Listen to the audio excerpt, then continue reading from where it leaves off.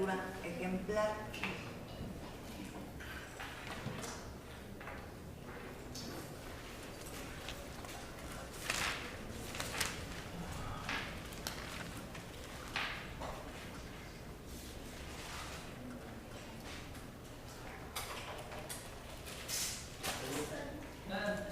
Ya lo sé.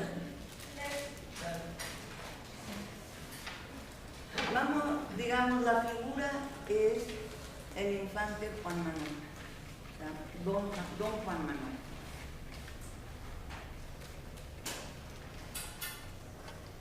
Don Juan Manuel, que fue sobrino de Alfonso X, o sea, a muy alta nobleza. Y así era de Grillo. Sus fechas son 1282. 1800, perdón. ¿Qué? 1282. 1348.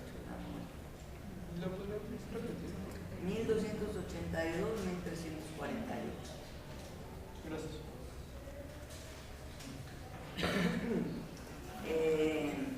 Les digo que estuvo metido en muchas grillas, nada le salió bien.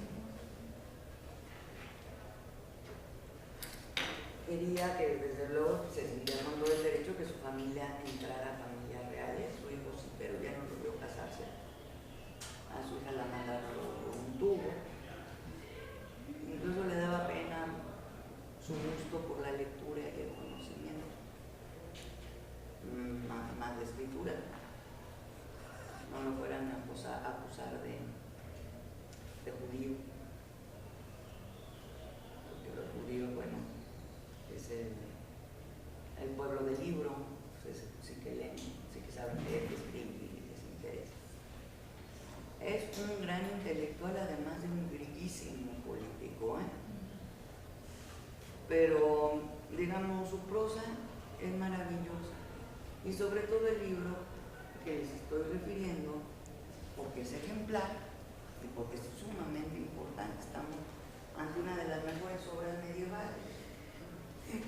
Generalmente les hago tarea de aquí, pero ya no les voy a decir. El Conde Lucanor.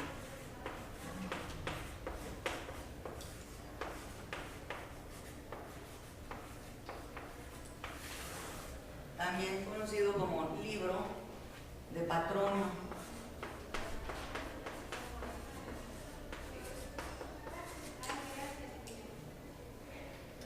Libro de Patronio. ¿Tiene una I entre la N y la O? ¿Perdón? ¿Tiene una I entre la N y la O? Patronio. Sí.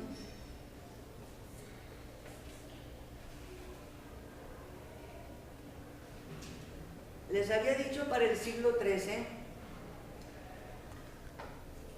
que lo característico en varias obras es que haya un marco narrativo donde se insertan varios cuentos, ¿no?, en relación con ese marco. En este libro lo característico es que haya un marco individual. O sea, no se trata de una suerte de novela. El método es pregunta-respuesta. El conde, el personaje Conde Lucanor, le hace una pregunta a su consejero Patronio. Entonces Patronio responde mediante un ejemplo, mediante el cuento, que se aplica pues al marco. ¿Ya? ¿Cómo debo de actuar en tal cosa? Viene el ejemplo, y bueno, pues ya quedó claro, pues no lo voy a hacer. Y luego viene un pequeño díptico, 2 versos, un pareado. ¿Díptico? Sí. 2 versos pareados, 2 versitos. No es tan buen poeta como prosista, aunque sí que tiene unos libros perdidos, por desgracia, que hubieran sido las primeras poéticas. Pero bueno, eso se lo doy luego. En ese pareado se evidencia, Juan Manuel, la moraleja.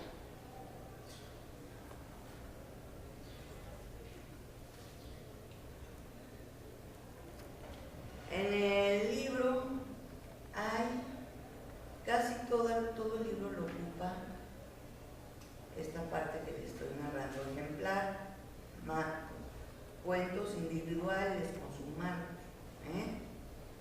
o marcos con cuento. Luego vienen 4 secciones, digamos, de corte didáctico. ¿4? Ajá. Donde verdaderamente se muestra muy conservador Juan Manuel. 4 secciones de carácter. Didáctico. Habla de diferentes cosas, incluso de la reproducción humana, de cómo el bebé se quiere salir del 7 mesino, ya que ya no aguanta el veneno de la madre. Y cosas así, una perspectiva muy conservadora. Que incluye sentencia, que incluye proverbios, pues. Les voy a leer uno de los cuentos, el ejemplo 11.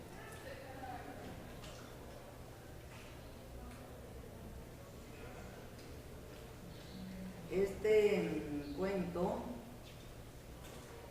aparece en Borges, en la Historia Universal de la Infancia, es mejor el de Juan Manuel, aunque son prácticamente idénticos. Y el tema, que ahora vamos a ver, pues ha dado para muchas recreaciones, entre ellas la prueba de las promesas de Alarcón, donde pasa pues de la prosa de un género a otro, de prosa a comedia.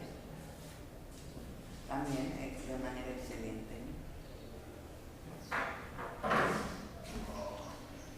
Les voy a leer el marco para que vayan viendo cómo se insertan. Otro día hablaba el conde Lucanor con Patronio.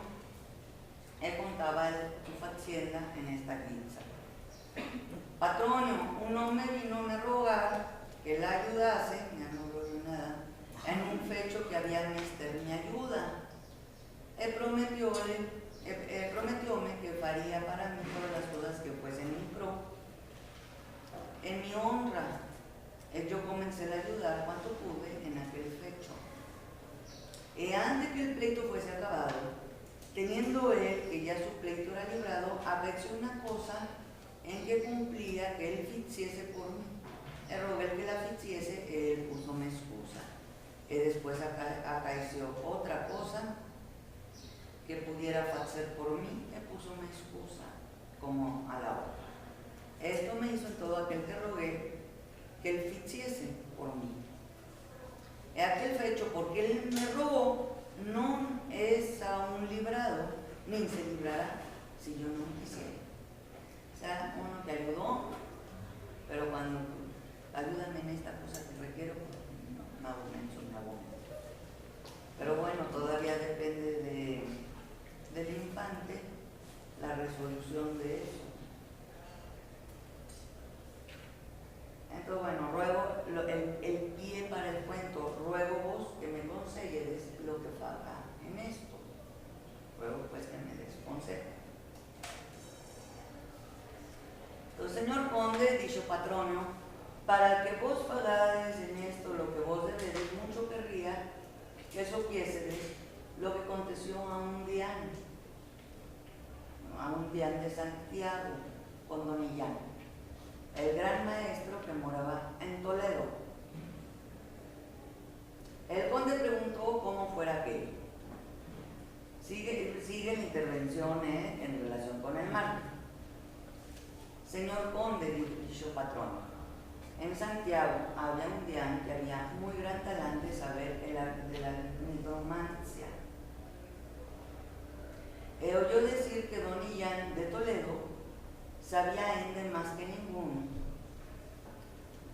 Me estoy saltando un poquito. Por ende, vínose para Toledo para aprender de aquella ciencia. ¿Qué ha pasado?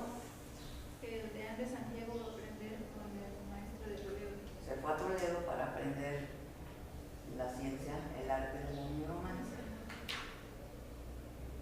¿Qué ciencia es esa? Es una ciencia mágica, es magia alta.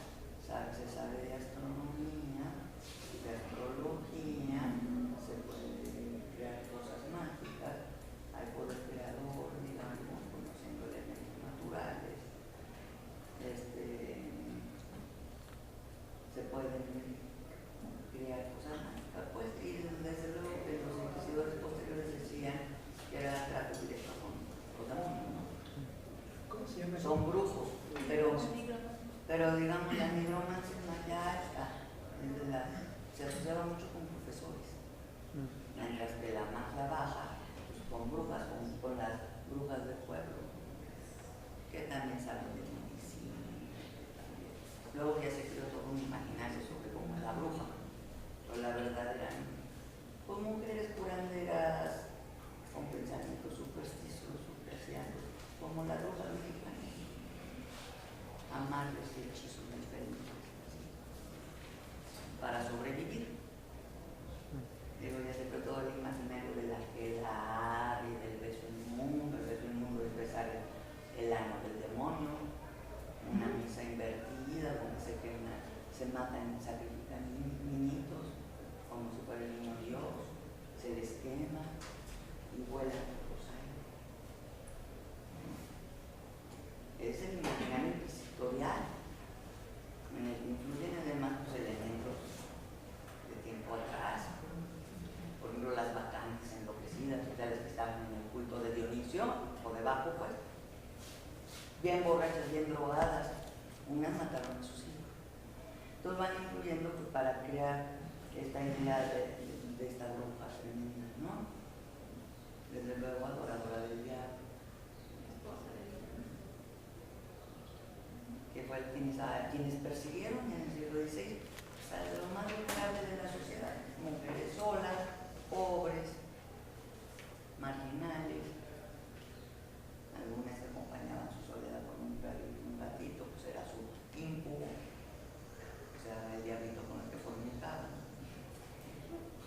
Algunas tendrían Alzheimer, se robaban una cosa en el mercado y las maldiciones, a esas persiguieron. Y fue un momento, pues, que, como todos sabemos, Europa enloqueció.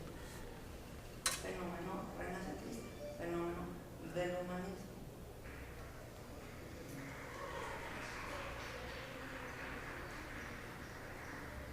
Gracias. Pero bueno, frecuentemente el nigromante, el que tiene conocimientos esotéricos ocultos, pues es el profesor universitario.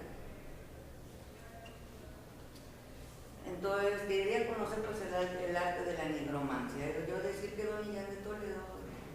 Entonces, por ende, vínose para Toledo para aprender aquella ciencia. El día que llegó a Toledo, aderezó luego a casa de Don Millán, él falló lo que estaba leyendo en una cámara muy apartada. El luego que llegó a él, recibiólo muy bien e dijo que no quería que dijese ninguna cosa de lo por que venía hasta que hubiese comido. Él pensó muy bien de él. Él hizo dar muy buenas posadas. Él dio a entender que placía mucho con su venida. Después que hubieron comido, apartóse con él, contó la razón porque allí viniera, y rogó muy afincadamente que él mostrase aquella ciencia que él había muy gran talante de aprender. Don Millán dijo que él era un hombre de gran guisa, que él podría llegar a gran estado. Después de Dian puedes ir ascendiendo. Todos los hombres que gran estado tienen, de que todo lo suyo han librado a su voluntad, olvidan mucho a Aina, se olvidan muy pronto, olvidan mucho a Aina lo que Otrie ha hecho por ellos. Él que se revelaba de que él hubiese aprendido de aquello que él quería saber, que no le faría tanto bien como él le prometía. O sea, me da, puede ser que cuando asciendas, porque tienes todo para ir ascendiendo, te olvides de que yo te enseñé. El día le prometió Él le aseguró que de cualquier bien que él hubiese, que nunca se faría sino en lo que él mandase. En estas fablas estuvieron llantaron hasta que fue hora del cena, de que su pleito fue bien asosegado entre ellos. Dicho don Illán Aldeán que aquella ciencia no se podía aprender sino en un lugar mucho apartado. Es que luego esa noche le quería mostrar dónde habían de estar hasta que hubiese aprendido.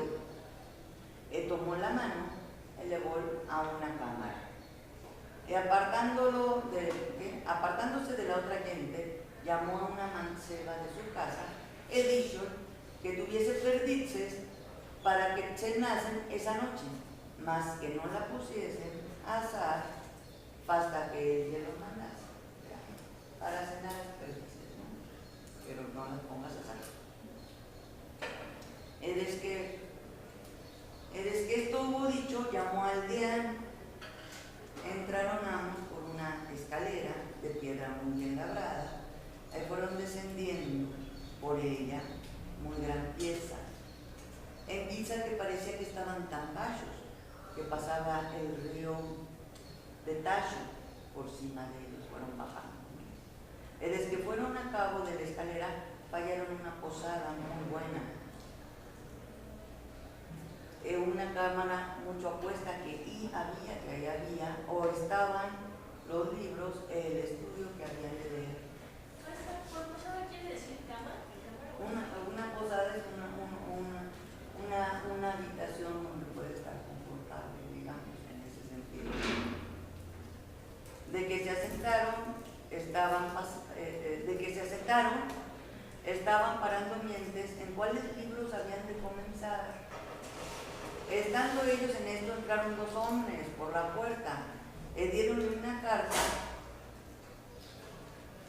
que enviaba el arzobispo su tío, que le hacía saber que estaba muy mal doliente, que le había rogar que si quería ver vivo, que se fuese luego para él. ¿Qué pasó? Están dos hombres, le dicen a Aldeán que su tío está muy enfermo, ¿no? Aldeán empezó mucho con estas nuevas, lo uno por la dolencia de su tío, el oal, o sea, y lo otro, porque receló que había de dejar su estudio que había comenzado. Pero puso en su corazón de no dejar aquel estudio tan y hizo cartas de respuesta, enviólas al arzobispo su tío. Desde a 3 o 4 días llegaron los hombres a pie que traían otras cartas al Aldeán, en que le hacían saber que el arzobispo era finado, ya se petó el tío, ¿no? Que es arzobispo. El que estaban todos los de la iglesia en su elección, el que fiaban por la merced de Dios que se debían a él.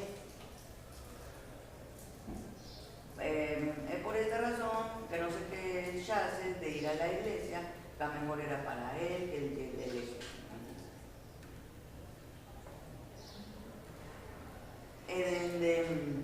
A cabo de 7 o de 8 días vinieron 2 escuderos muy bien vestidos y muy bien aparellados. Cuando llegaron a él, besaron en la mano, mostraron la carta como le habían leído por el arzobispo. Besar la mano, desde luego, ¡hey, allá, Andrés y Sara! Pues ya lo eligieron arzobispo. Cuando don Illán esto oyó, fue al electo, he dicho cómo agradecía mucho a Dios porque estas buenas nuevas le llegaran a su casa. Pues Dios tanto bien le hiciera que él pedía por merced que el llanazgo, o sea, el puesto que dejó el Dian, el llanazgo que fincaba vagado, que lo diese a su hijo. El electo dijo que rogaba que él quisiese consentir que aquel llanazgo que lo viese con su hermano. O sea, acá el Dian dijo que no, que es para su hermano. Más que él le faría bien en quizás que él fuese pagado, el que él rogaba que fuese con él para Santiago, o sea, se van para Santiago de Compostela, ¿no? Fueronse para Santiago, fueron bien recibidos y mucho honradamente. Desde que moraron y un tiempo un día llegaron al arzobispo mandaderos del Papa con sus cartas, comoldaba el obispado. Me estoy saltando. Cuando don Illán pidió el merced que le diese a su filho, el arzobispo le rogó consintiese que lo viese un su tío hermano, o sea, ya lo vuelven obispo.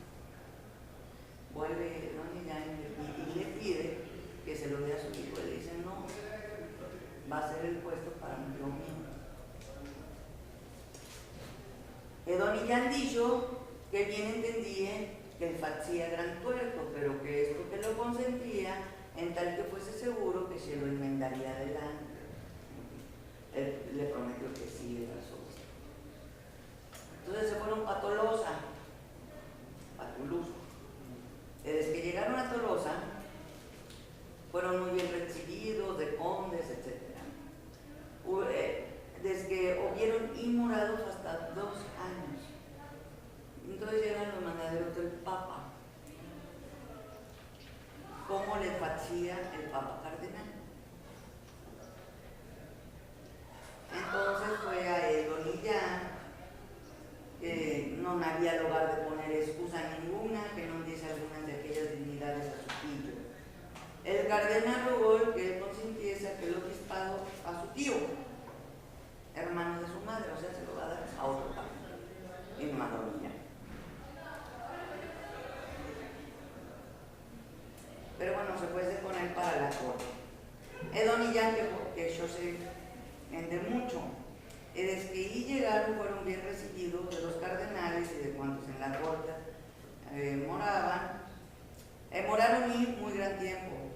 Don Illán afincado cada día al cardenal que él hiciese alguna gracia a su filho. Él ponía excusas, pues ya que eres cardenal, ayuda a mí como me lo has prometido, y siempre excusas. Bueno, me estoy saltando, un poquitito. Los cardenales eligieron a aquel cardenal por papa, o sea, el Illán llega a papa. Entonces fue a él don Illán, díjole que ya no podía poner excusa de no cumplir lo que él había prometido. Don Illán se comenzó a queixar mucho, retrayéndole cuantas cosas le prometiera que nunca le había cumplido. Diciéndole que aquello recelaba en la primera vez que con él hablaba, que con él hablara. O sea, siempre recelé de que ibas a ascender y no me ibas a dar nada. Que ya no le implicaba lugar que atendiese, y eres papa, ¿por qué no vas a atender? Entonces, que ya no le implicaba lugar que atendiese de él y en ninguno. De este aquejamiento se quejó mucho el papa y comenzó a maltraer, diciéndole que si más le afincase, que si más le seguía molestando, dice el Papa, que él faría estar en una cárcel, que era hereje y encantador, que bien sabía que no había otra vida ni otro oficio en Toledo, donde él moraba, sino vivir por aquella arte de nigromancia. Hasta aquí, ¿qué me pueden interpretar?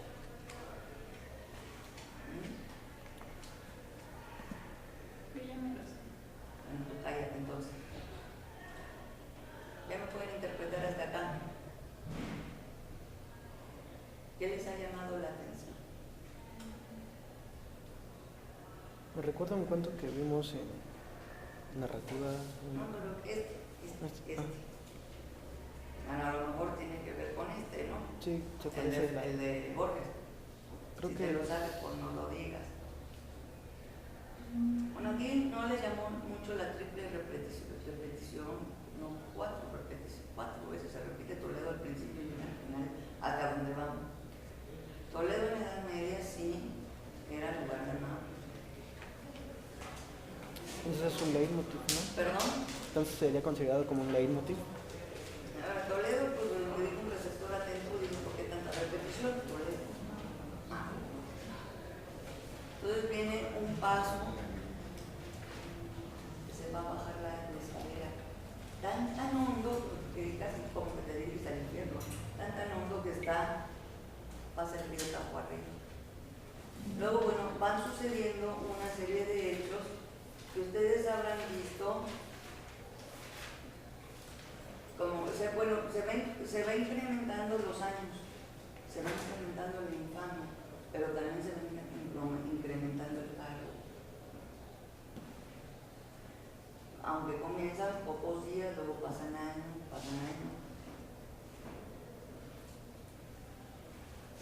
Entonces, hasta ahorita, todos más o menos nosotros los doctores estamos atrapados en una parte del gran arte de don Juan Manuel, porque nadie me ha dicho nada.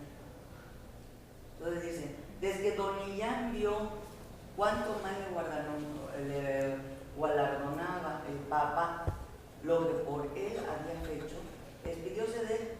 Es solamente no le quiso ver el Papa que comience por el camino. O sea, te largas y no te lleva ni de qué comer. Entonces don Millán dijo al Papa que pues no tenía de comer, ya que no tengo de comer, que se habría de tornar a las perdices que mandara a Sara aquella noche. Y llamó a la mujer, he dicho, ya se hacen las perdices. ¿Qué pasó? ¿Qué pasó? Digo, que ya tuvo el resorte, ¿qué te dieron? Aquí no tiene que interpretar nada. ¿Qué pasó? Entonces cayó otra vez a lo primero, levanta. Entonces, ¿qué fue lo que pasó? Pues, con el Papa.